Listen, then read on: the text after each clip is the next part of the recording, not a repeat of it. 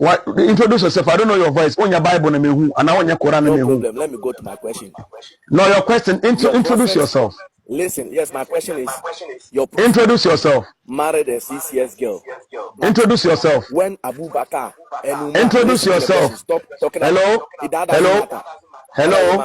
If you don't come with manners, I'll drop you down. No problem. I'm just asking a question, so just listen to me. So let me know who I'm talking to. Be polite. Okay, you are talking to God, Miracle Page. My name is. No, your name. Your name. I want to know. My name is Daniel. Oh, good. Then Apostle Daniel, let's go. Okay. Your prophet. He married 6 years girl, Aisha. Okay. Then you guys said there's nothing wrong with it. Okay. Abu Bakar and Umar asked of Fatima in hand of marriage, and your prophet said Fatima was young. Your prophet said Fatima is young. So I'm asking you, why is your prophet condemning child marriage when Abu Bakar want to marry his daughter, but he was allowed to marry somebody's daughter at the age of 6 years? Okay, is that your question? Is that your question? Answer the question. Yeah. Is that your question? I'm done. Just answer the question. All right. So what you do is when I'm answering, you keep quiet and listen. That's why I listened to you when you were talking. Well, first and foremost, when Sayyidatuna Aisha was married by the Prophet sallallahu alaihi wasallam at age 6, according to certain hadiths, because there are certain hadiths that also disprove that. Now, at age 6, based on this your hadith, the hadith said they waited until she reached at age 9 before she was taken to the house of the Prophet.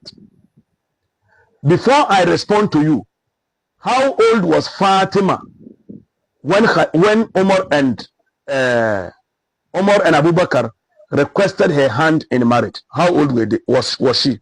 Okay, let me be sincere with you. How old was she? Listen. Let me be sincere. The verse didn't state his age like Sahih Buhari 5134 states Aisha. But okay, Muhammad so said you don't know. Hold on. I'm not done. I only ask you a question, and you answered. That's what I wanted. So you have made it clear that you don't know the age of Sayyidatuna Aisha, which Islam considered that one to be a young age. Do you agree on that? You have just confirmed that. Now, Aisha's marriage was requested by a woman. It was a woman who saw that the Prophet was single and had no wife. And it was the woman who saw that it is right to marry her. And she requested the marriage to the Prophet. I think your network is breaking. No, not my network. It's my network breaking. Let me change my microphone. Hold on. Yes, your network is breaking. Okay, can you hear me now? Yeah, now it's clear. It's clear. I'm talking about child marriage. So answer. Yes, the same argument you are doing. The same argument you are doing. No problem. Now, child marriage is based on criteria, era, and period. If in that era was okay, then you have no moral right to say today that because you cannot marry 9 years girls today, doesn't mean. Oh, let me land. Keep quiet. Let me land. Boss, keep quiet. Let me land. I have professor whom I can cite. His name is Van Bullock, Professor Van Bullock. He wrote a book on age of consent of marriage. And I can also cite in the Jewish literature, Mishnah Nida, chapter 5, verse number 3. So I'm not talking based on my opinions. Okay? The professor said that women were even married at age 7 in the 12th century. And Professor even lived in the 7th century. So if in the 12th century you can marry 7 years girl and it was nothing wrong, in 7th century when you marry 9 years girl, there shouldn't be anything wrong with that.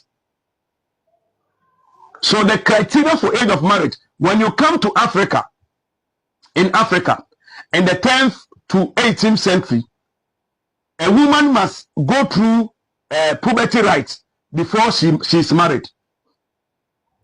My question to you is, at that time, what was the age of puberty at that time? What was the age of puberty for women at that time? You see that I'm asking simple question.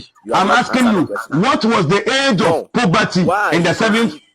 I'm asking you, listen to me carefully. No, hold on. I have answered the question. Allow the audience to judge. I'm asking you, what was the age of puberty in Africa? No. So if you don't know, I quote a book for you. That's why I brought this book. Africa is not religion. My brother, Africa is not a religion of God. Africa. Mr. Abraham, we are talking about Chairman, of God. We are talking about marriage. Marriage is cultural in Islam. Marriage is cultural. No, I'm not talking about culture. I'm not talking about culture. I'm talking about marriage. God and God's plan for marriage. Where did God say? Africa. Hold on. Where did God say that you should marry at age 9? Was it a command? Listen, my brother cannot answer my question. You said God. I'm asking you, was it a command? Listen to the question. I'm asking you, was it a command? You just lied again. Listen, you just lied that it is God. I said it is marriage. Which question? Listen to the question. Which question? The question is Which that. question? The question is that.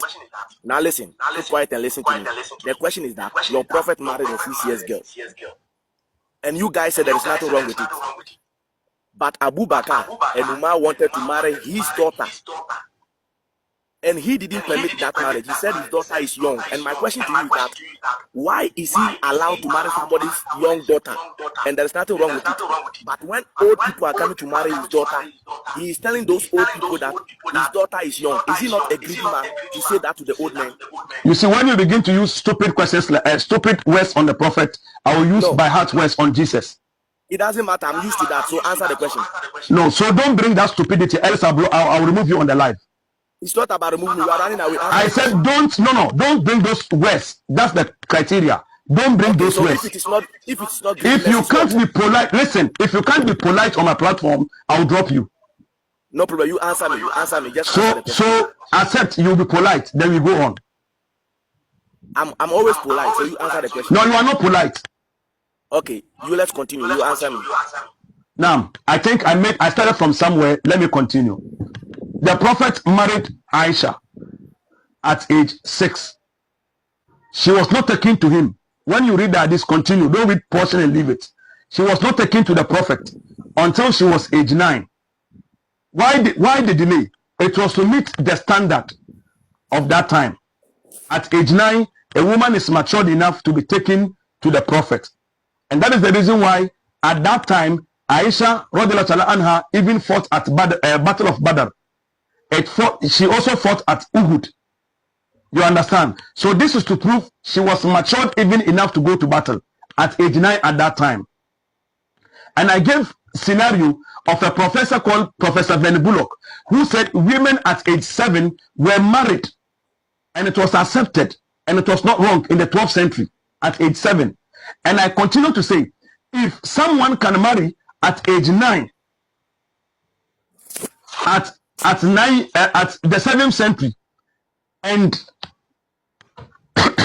if someone can marry at age 7 in the 12th century, then if someone marries 9 years girl at 7th century, there should be nothing wrong with that. Now coming to the Abu Bakr issue, it was Abu Bakr. It was a lady who went to Abu Bakr to say, your daughter, we want to give your daughter to the prophet to marry. She is matured.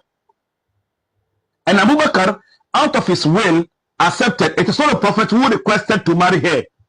It wasn't the prophet who requested to marry her. It was the women over there who sat down and see that the prophet was single, his wife is dead, and he's been single for 2 years. So let's look for a lady who is nice and give it to her. And they married a lady to her. The grammar is Bikr, lady, Bikr, not Bintun. Bintun is a child, but a Bikr. Now, with regards to Abu Bakr and Omar's issue, they use the word bint, which is to mean she was not ready for it. She was young. How old was she then? Maybe 3, maybe 2, maybe 1. She doesn't fit the criteria. So if you ask, that is it. And I went further to prove to you that secondly, in our Ghanaian culture, before a lady marries in the 10th, 13th to 18th century, she has to go through puberty rites before she is married. What you say? Abdul Karim, welcome. Now, that puberty right that you have to go through no, until you've seen your first menses as a virgin, then you'll be allowed to marry after the 2 weeks of the puberty right. Now, we consider the age of consent of marriage for women at that time, it was 7.5. At 7.5, a lady has reached puberty and is going through puberty right. And after that, in 2 weeks, she's okay to have sex and marry. And let me put it this way, to marry and have sex. Because the ancestors do not accept having sex outside marriage. So it was okay in our culture. It is okay in the culture of the Arabs. And it is acceptable. Thank you for your question. Have a wonderful day. Okay, my brother. You quoted something. Give us the hadith of what you were saying, that the prophet was lonely when the wife died. And the okay, let me give you. They needed to give somebody more in marriage. Okay, I'll give you. And I'll prove you. It was your prophet that asked in hand of marrying Aisha. I'll give it to you. Hold on. I will teach you. Hold on. Give me, quote your hadith. Give it to me.